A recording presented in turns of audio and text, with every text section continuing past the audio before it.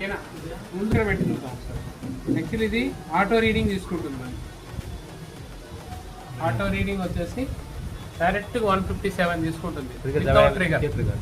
Before trigger ఎంత తీసుకుంటుంది అంటే బటన్ 157 అంటే దీన్ని లీకేజ్ అంటాం. Leakage condition. ఇక్కడ చూసారు సీల్డ్ తీసిన తర్వాత ఫస్ట్ ఏం చేయాలంటే దీనిలో ఛార్జింగ్ ఐసీ ఎక్కడ ఉందో చూడాలి. ఏమైసి ఛార్జింగ్ ఐసీ కనిపిస్తుంది. ఛార్జింగ్ ఐసీ దగ్గర కాయిల్ ఉందా, ఆ కాయిల్ రీడింగ్ చెక్ చేయాలి.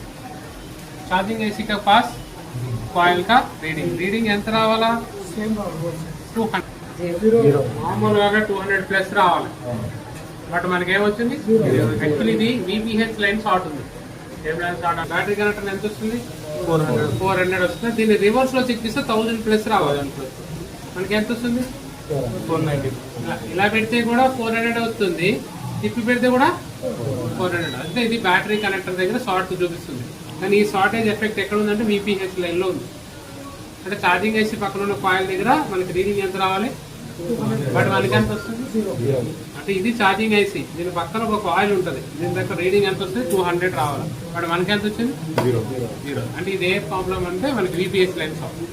ఇట్లా ఉన్నప్పుడు మనం రోసిన్ మెథడ్ అప్లై చేయాలి.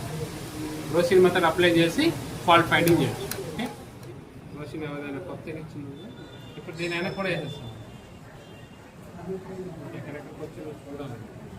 మన VPH కాయిల్ దగ్గర GR ఎంత వచ్చింది, 0. అక్కడ పెడితే చాలు, అది ఎక్కడ ప్రాబ్లం ఉందో చెప్తుంది. పెట్టినా